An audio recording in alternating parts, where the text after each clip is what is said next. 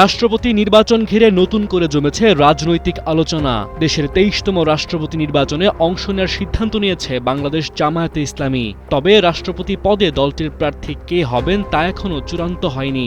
আজ জোট শরিকদের সঙ্গে বৈঠকের পর এ বিষয়ে সিদ্ধান্ত নেওয়া হতে পারে। দলীয় সূত্র বলছে, সম্ভাব্য প্রার্থী হিসেবে আলোচনায় রয়েছেন জামায়াতের নায়েবে আমির doctor Syed Abdullah Mohammad Taher, secretary general Mia Golam Parwar এবং জোটের শরিক লিবারেল ডেমোক্রেটিক পার্টি এলডিপির চেয়ারম্যান কর্নেল অবসরপ্রাপ্ত অলি আহমদ। এছাড়া আমার দেশ পত্রিকার সম্পাদক মাহমুদুর রহমানের নামও বিবেচনায় আছে। পাশাপাশি অন্তর্বর্তী সরকারের দায়িত্বে থাকা কোনো ব্যক্তির নামও প্রস্তাব হতে পারে বলে রাজনৈতিক অঙ্গনে আলোচনা রয়েছে।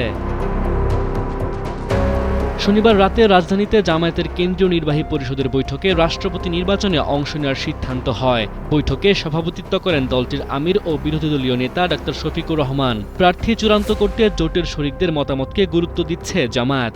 আজ বেলা 11:30টায় মিন্টো রোডে বিরোধী দলীয় নেতার বাসভবনে শরিক দলগুলোর সঙ্গে বৈঠকে বসবেন দলটির শীর্ষ নেতারা। সেখানে জোটের একক প্রার্থী চূড়ান্ত হতে পারে।